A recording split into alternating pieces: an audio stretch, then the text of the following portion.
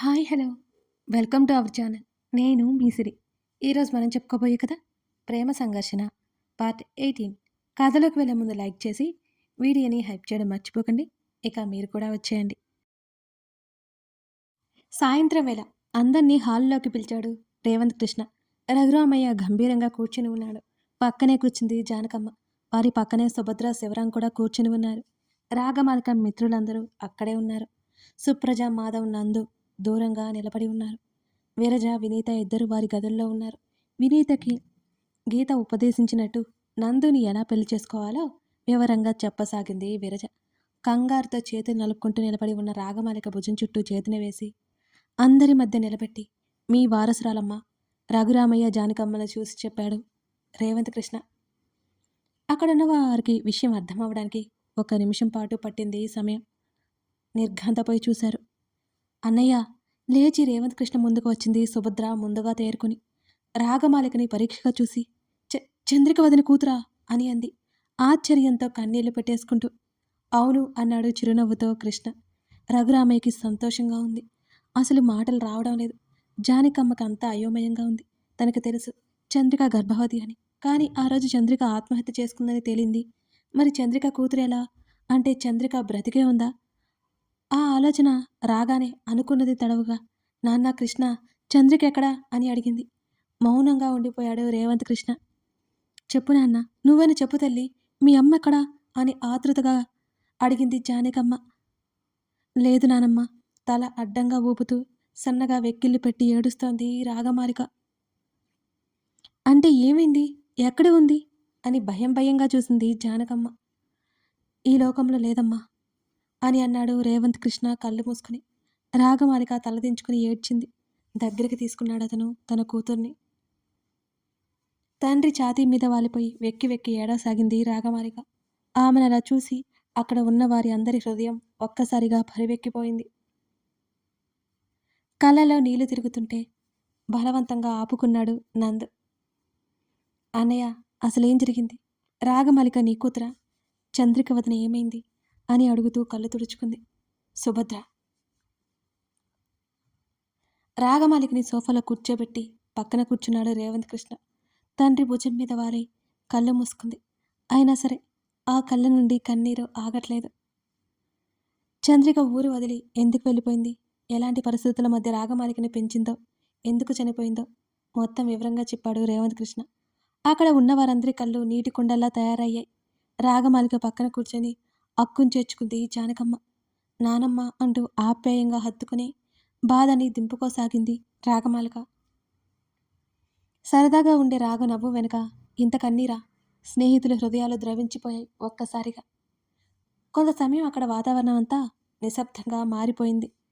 మెల్లిగా జానకమ్మని విడిపించుకుని రఘురామయ్య ముందు మోకాల మీద కూర్చుంది రాగమాలిక. తాతయ్య అని చాలా ప్రేమగా పిలిచింది ఆయన్ని. ఆ పిలుపుకి ఎవరైనా కరిగిపోవలసింది. తమ రక్తం తన కళ్ళ ముందు అంత ప్రేమగా పిలుస్తుంటే రఘురామయ్య చెమర్చిన కళ్ళతో రాగమాలికనే చూశాడు. మీకు మీకు తెలియదు తాతయ్య, మా అమ్మ చాలా మంచిది. ఎవరిని ఒక్క మాట కూడా అనేది కాదు. చాలా కష్టపడి నన్ను పెంచింది. ఒక్కోసారి పస్తులు పడుకునేది. నాకింకా గుర్తు. నేను చిన్నపిల్లగా ఉన్నప్పుడు అనుకుంటా అమ్మ దాచిపెట్టిన డబ్బు మొత్తం పోయింది. ఎవరు దొంగిలిచ్చారో తెలియదు. అవి నా కోసం పైసా పైసా కూడబెట్టింది. ఆ డబ్బు పోయిందని తెలియగానే కుప్పకూలిపోయింది. అమ్మ ఏడుస్తుంటే నాకేమీ అర్థమయ్యేది కాదు. అమ్మ వెతుకులాటలో మాటల ద్వారా తెలిసింది ఎవరో తీసేసుకున్నారు అని. అవి 5 సంవత్సరాల కష్టార్జితం. ఆ విషయం మాధవ్ బాబాయ్ వాళ్ళకి కూడా చెప్పలేదు. నన్ను చెప్పొద్దు అని మాట తీసుకుంది. మళ్ళీ కష్టపడక తప్పలేదు. 2 స్కూళ్ళల్లో టీచర్గా వెళ్ళేది. నా కడుపు నింపడానికి చాలా చాలా కష్టపడింది. మళ్ళీ నిలదొక్కుకోవడానికి చాలా ఏళ్ళే పట్టింది. నన్ను పెంచి చదువు చెప్పించి తన కోసం బ్రతకడం మానేసింది. నా కోసం బ్రతికింది. ఆ క్రమంలో తన ఆరోగ్యం గురించి పూర్తిగా నిర్లక్ష్యం చేసింది. నాకు దూరమైంది. ఇక మాట్లాడలేకపోయింది రాగమాలిక. రేవంత్ కృష్ణ కళ్ళలో నుండి కన్నీరు ఊటలా మారింది ఒక్కసారిగా. మళ్ళీ తనే కొనసాగిస్తూ మీ గురించి, నానమ్మ గురించి చాలా గొప్పగా చెప్పేది. నానమ్మ తనకి తల్లి తర్వాత తల్లి అనేది. మీరంటే చాలా గౌరవం. తన వల్లే నాన్న మీకు దూరం అయ్యారని చాలా బాధపడేది. కానీ ఒక్క విషయం బాధేస్తుంది తాతయ్య. ఇంతమంది ఉన్నారు కదా, కన్నవాళ్ళు లేరు కదా. నమ్మి వచ్చిన భర్త ఆయువు అర్ధాంతరంగా ముగిసింది. కడుపులో ప్రాణం పోసుకుంటున్న పసికందు పుట్టెడు దుఃఖంలో కూరుకుపోయింది. ఒంటరిగా ఒంటరిగా మిగిలిపోయింది. ఆసరా ఏ చెయ్యలేదు. ఎందుకు తాతయ్య? ఎందుకు మా అమ్మని ఎవరు చేరదీయలేదు? బ్రతిమాలో బెదిరించో తీసుకురావాలి కదా. మీకెవరికి ఆ బాధ్యత లేదా? ఎందుకంటే తను మీ రక్తం కాదు కదా. మీ పరువు కోసం వచ్చిన మీ కోడలు కాదు, ఎవరో కదా. అందుకే వదిలేశారు. అంతా వదిలేశారు తనని. ఆ రోజు మీలో ఒక్కరైనా ఆసరా అందిస్తే తను ఇవాళ బ్రతికి ఉండకపోవచ్చు, కానీ బ్రతికి ఉన్నంతకాలం సంతోషంగా గడిపేది. ఎవరూ చేయలేదలా. ఎందుకు ఎందుకు మా అమ్మని మనిషిగా గుర్తించలేదు? పాపం ఏం చేసింది తను? ఎప్పుడు తన వాళ్ళందరూ సంతోషంగా ఉండాలని, బాగుండాలని కోరుకుంటుంది, అంతే కదా. ఎందుకు ఎందుకు ఇంత శిక్ష పడింది మా అమ్మకి? చేతుల్లో ముఖం దాచుకుని అందరినీ ప్రశ్నించింది రాగమాలిక. రేవంత్ కృష్ణ నందు పరుగున చెరువు వైపు రాగమాలికను చేరారు. రాగమాలిక తలని ఎదమీదికి వాల్చుకున్నాడు నందు. మెల్లిగా అక్కడి నుండి తన గదిలోకి వెళ్ళిపోయాడు రేవంత్ కృష్ణ. అతను అక్కడ ఉండలేకపోయాడు. నీకు తెలుసా ప్రద్యు, మా అమ్మ అందరి గురించి ఎన్నో చెప్పేది. అక్కడికి వెళ్ళాక అలా ఉండాలి, ఇలా ఉండాలి, తాతయ్య నాయనమ్మల ప్రేమ పొందాలి, అందరినీ గౌరవంగా చూడాలి, సుభద్ర ఎలా ఉందో ఏంటో అంటూ ఎప్పుడూ తలుచుకునేది. నువ్వు పుట్టాక నిన్ను చూడాలనుకుండానే వచ్చేసిందనని చాలా బాధపడేది. నాన్న ఉన్నారని తెలియదు మాకు. ఒకవేళ తెలిసినా ఎలాగో అమ్మని బ్రతికించుకునే వాళ్ళం కొన్నాళ్ళ పాటైనా అని వెక్కిళ్ళ మధ్య చెప్పింది. నందు నుండి దూరం జరిగింది. కళ్ళు తుడుచుకుంది. రాగమాలికని అలా చూడగానే రఘురామయ్య రాగమాలిక తలని ఒడిలోకి పెట్టుకుని నిమిరాడు. చెమర్చిన కళ్ళతో శూన్యంలోకి చూస్తూ చంద్రికని క్షమించమని మనసులోనే వేడుకున్నారు. ఆయన పొరపాటు మాత్రం ఏముంది? అంతా విధిరాత కాకపోతే. చంద్రిక ఫోటోను తీసుకొని చేతుల్లోకి తీసుకున్నాడు రేవంత్ కృష్ణ. పరికిని ఓనిలో 2 జడలు ముందుకు వేసుకుని వాటి చుట్టూ పూలమాల పేర్చి తల పక్కకు పెట్టి వాటి కింద చేతులు పెట్టుకుని అందంగా నవ్వుతోంది చంద్రిక. ఆ ఫోటో చూస్తూ సన్నటి చిరునవ్వు అతని పెదవుల మీద రాగా సన్నటి నీటి పొర అతని కంట్లో తేలియాడింది. ఆ ఫోటోని ఎదకి హత్తుకొని కుర్చీలో కూర్చుని వెనక్కి వాలి కళ్ళు మూసుకున్నాడు రేవంత్ కృష్ణ. ఎంతో అపురూపంగా చూసుకున్న తన ప్రాణసఖి ఎన్నో కష్టాలు పడింది. ఎంతో కన్నీరు చిందించింది. తమ బిడ్డని తన వద్దకు చేరేలా చేసి వెళ్ళిపోయింది. తిరిగి రాని దూరాల తీరాలకు వెళ్ళిపోయింది. ఎలాగైనా ఆమెను చేరుకోవాలని మనసు తపిస్తోంది. ఆమెను చేరాలంటే మరణమే శరణ్యమని బుద్ధి హెచ్చరిస్తుంటే ఒక్కోసారి మరణానికి తలంచితే బాగుండనిపించేది. ఇప్పటి వరకు తన ప్రియసఖి జ్ఞాపకాలతో బ్రతికాడు. ఇప్పుడు తన ప్రతిరూపం కోసం అన్ని బంధాలను, అన్ని సుఖాలను తన కూతురికి ఇవ్వడం కోసం బ్రతకాలి. ముఖ్యంగా తను పోగొట్టుకున్న తన కూతురి బాల్యాన్ని ఇప్పుడు ఈ వయసులో కల్లారా చూస్తూ ఎప్పటికో ప్రాణాలు వదిలేయాలి. మూసి ఉన్న అతని కంటి కొన నుండి సన్నటి నీటిధార ప్రవహిస్తోంది. రాగమాలిక లేపి తమ గదిలోకి తీసుకువెళ్ళింది జానకమ్మ. జానకమ్మ ఒడిలో తలపెట్టుకుని కళ్ళు మూసుకుంది. మెల్లిగా నిద్రలోకి జారుకుంది రాగమాలిక. తీర మీద చమ్కీలు మెరిసినట్టు నిశీది ఆకాశం నక్షత్రాలను పొదువుకొని ఆహ్లాదకరంగా ఉంది.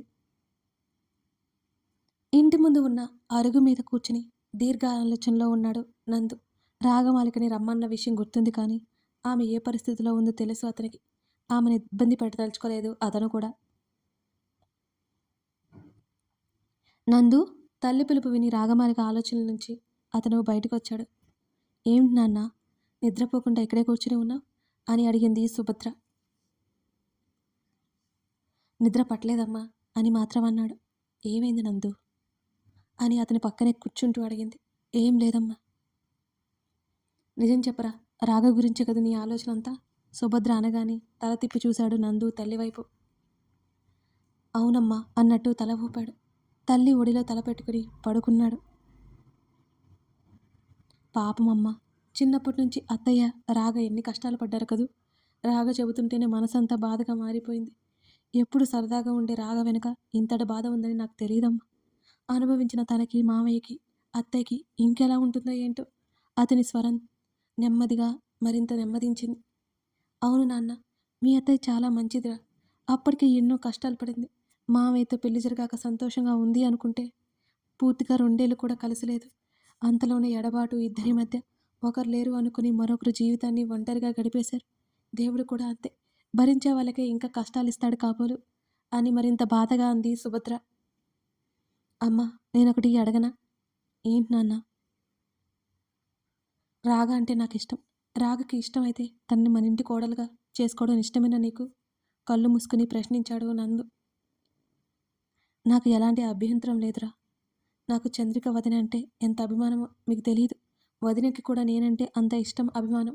నన్ను ఎంత ప్రేమగా చూసుకునేది. నువ్వు పుట్టబోతున్నావని తెలిసి ఎంత సంబరపడిందో నాకింకా గుర్తుంది నందు. అన్నయ్య, వదిన నీకోసం చిన్న యుద్ధం కూడా చేసేసుకున్నారు. నీకు ఆ పేరు పెట్టాలి, ఈ పేరు పెట్టాలి. ఇద్దరు ఒకటే వాదన. వదినకైతే తనే నిన్ను ముందు ఎత్తుకోవాలని చెప్తుండేది. ఆ విషయాలు చెప్తుండగానే సుభద్ర కళ్ళు చెమ్మగిల్ల. చీరతో కళ్ళు వత్తుకుంది సుభద్ర. తల్లి చెప్పేది వినసాగాడు నందు. గర్భవతి అయిన సుభద్రని చంద్రిక దగ్గర వదిలి మొదట చెప్పి వెళ్ళిపోయాడు శివరం.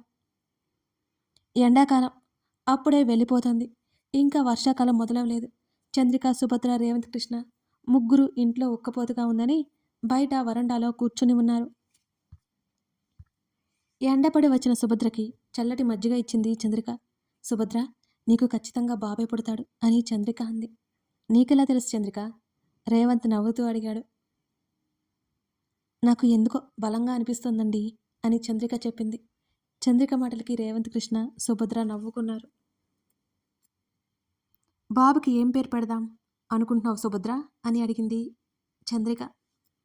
ఏమో వదినా, నేనైతే ఇంకా ఏమీ అనుకోలేదు. పాపో బాబో పుట్టాక ఆలోచిస్తానులే అని నవ్వింది సుభద్ర. నీకు ఖచ్చితంగా బాబే పుడతాడు సుభద్ర.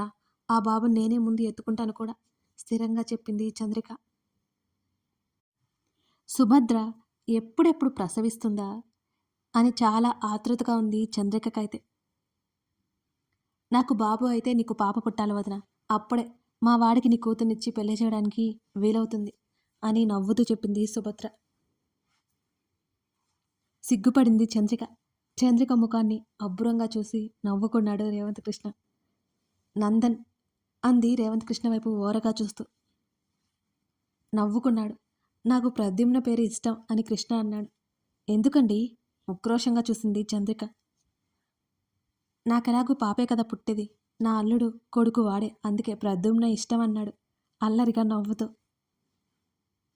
సిగ్గుతో చంద్రిక బుగ్గలు మందారాలే అయ్యాయి ఆ రోజు. నాకు నందు అంటే ఇష్టం గట్టిగా చెప్పింది చంద్రిక. నాకు ప్రద్యుమ్న అంటే ఇష్టం అంతే గట్టిగా చెప్పాడు రేవంత్ కృష్ణ. నేను ఒప్పుకోను ఏడుపు మొహం వేసింది చంద్రిక. నేను ఒప్పుకోను ఆమెని ఇంకాస్త ఉడికిస్తూ అన్నాడు రేవంత్ కృష్ణ. చంద్రిక సుభద్ర వైపు తిరిగి, చూడు సుభద్ర, నువ్వు నందన్ అనే పెట్టాలి. మీ అన్నయ్య చెప్పినట్టు ప్రద్యుమ్న కాదు, ప్రద్యుమ్న అని పెడితే నా కూతురికి కష్టం అని అంది. చూడు సుభద్ర, ప్రద్యుమ్న అనే పెట్టాలి. మీ వదిన చెప్పినట్టు నందన్ కాదు, నందన్ అని పెడితే నా కూతురికి కష్టం అని చంద్రిక చెప్పినట్టే చెప్పాడు. కోపం రాకపోయినా ముఖాన్ని ముడుచుకుంది చంద్రిక. కాసేపు వాదులాడగా అయ్యాక, అన్నయ్య, వదిన అని గట్టిగా అరిచింది సుభద్ర. సుభద్ర అరుపు విని ఇద్దరూ మౌనంగా సుభద్రని చూశారు. మీ ఇద్దరు వాదన ఆపేయండి బాబు, ప్రద్యుమ్న నంద అని పెట్టేస్తానులే నా కొడుక్కి అని ఇద్దరికి దండం పెట్టింది సుభద్ర. నందన్ అంది చంద్రిక మళ్ళీ ముఖం చిన్నబుచ్చుకొని. సుభద్ర చెప్పినట్టు నంద బాగుంది అని అన్నాడు రేవంత్ కృష్ణ. వాళ్ళ మధ్య ఉన్న అనురాగం మాటల ద్వారా వింటుంటే ఎంత హాయిగా ఉంది. ఒకరి మీద మరొకరికి ఎంత ప్రేమ, ఎంత గౌరవం అనుకోలేకుండా ఉండలేకపోయాడు నందు. ఇప్పటికే చాలా ఆలస్యమైంది, లోపలికి రానన్న అని సుభద్ర అంది. ఇక్కడ నవారు మంచం మీదే పడుకుంటానమ్మా అని చెప్పాడు నందు. మీ మామయ్యని చూసి చూసి నేర్చుకున్నావా? అన్నీ మావయ్య అలవాట్లే అని సుభద్ర కూడా నవ్వింది. చిన్నప్పటి నుంచి చూస్తూ పెరిగాను కదమ్మా, అలా అబ్బుతాయిలే కొన్ని కొన్ని చిరునవ్వుతో చెప్పి నవారు మంచం మీదకి చేరాడు నందు. చల్లటి గాలి మేను తాకుతుంటే అలా కళ్ళు మూసుకున్నాడు అతను. ప్రద్యుమ్న నంద. కథ కొనసాగుతోంది. కథ నచ్చితే లైక్ చేసి కామెంట్ చేయండి. మీకు ఈ ఎపిసోడ్ ఎలా అనిపించింది చెప్పేయండి. నాకైతే బాబోయ్ చాలా ఎమోషనల్ అయిపోయాను నేను. సేమ్ ఫీలింగ్ కలుగుతుంది నాకు రాసినప్పుడు, ఇలా మళ్ళీ రికార్డింగ్ చేసినప్పుడు. ఈ స్టోరీ ఇలా మీ ముందుకు తీసుకురావడం నాకు చాలా సంతోషంగా ఉంది. Thank you for watching this video. Thank you for encouraging మీ. మరో ఎపిసోడ్తో మళ్ళీ కలుద్దాం.